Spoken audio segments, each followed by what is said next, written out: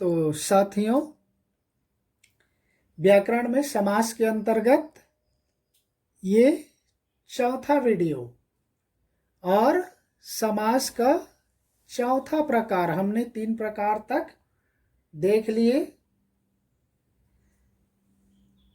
अब आ जाते हैं चौथे प्रकार, द्विगु समास। द्विगु समास के अंतर्गत परिभाषा देखिए, जिस समास का पहला पद संख्यावाची हो उसे द्विगु समास कहते हैं। बहुत ही सरल समास संख्यावाची, जिसके पहले में संख्या हो, नंबर्स।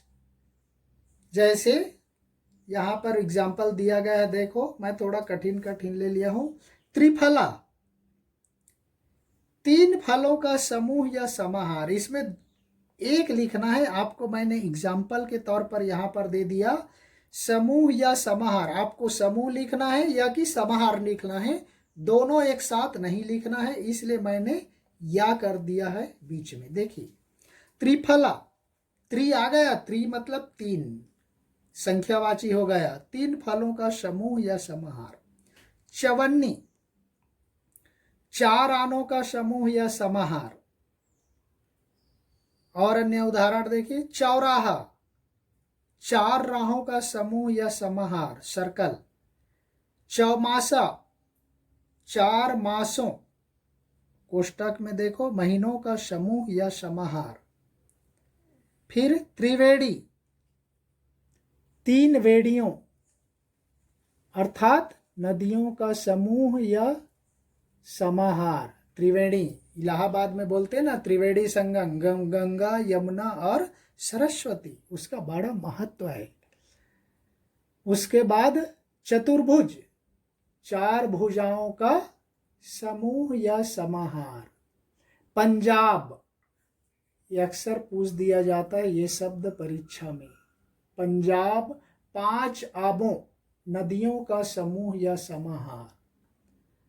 षटपद, 6 पदों का समूह या समाहार। षटपद भौरे को भी कहा जाता है। षटकोण, उसके बाद आ जाएगा सप्ताह, 7 दिनों का समूह या समाहार। सप्तऋषि, 7 ऋषियों का समूह या समाहार। अष्टाध्यायी, 8 अध्यायों का समूह या समाहार। नवग्रह, 9 ग्रहों का समूह या समाहार।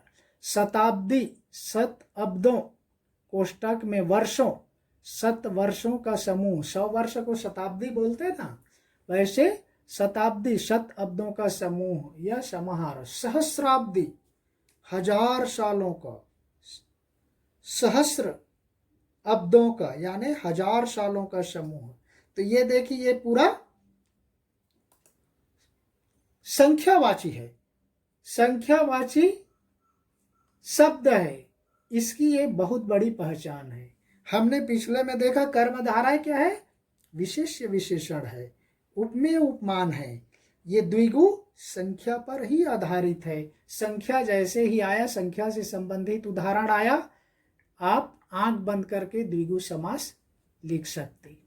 चलते हैं 5वें नंबर की ओर, द्वंद्व समास। देखिए 5वां नंबर, द्वंद्व समास। समास का सबसे सरल समास के प्रकार में बोले तो द्वंद्व समास है। आंख बंद करके, इसको रटने की जरूरत बिल्कुल नहीं है, रट्टा मार के। देखिए परिभाषा को देख लेते। जिस समास में दोनों पद प्रधान हो वहां द्वंद्व समास होता है, और इनके बीच में और या अथवा का प्रयोग होता है। हम जितने भी सिमिलर, समानांतर शब्द प्रयोग करते हैं वो सारे इसके उदाहरण है, इसलिए मैंने इसमें ज्यादा उदाहरण नहीं लिया, केवल सिंबलिक रूप से 6-7 उदाहरण ले लिया। जैसे उदाहरण के तौर पर देखिए, पाप पुण्य, पाप और पुण्य। आशा निराशा, आशा और निराशा। भला बुरा, भला और बुरा। जन्म मरण, जन्म और मरण। स्त्री पुरुष, स्त्री और पुरुष।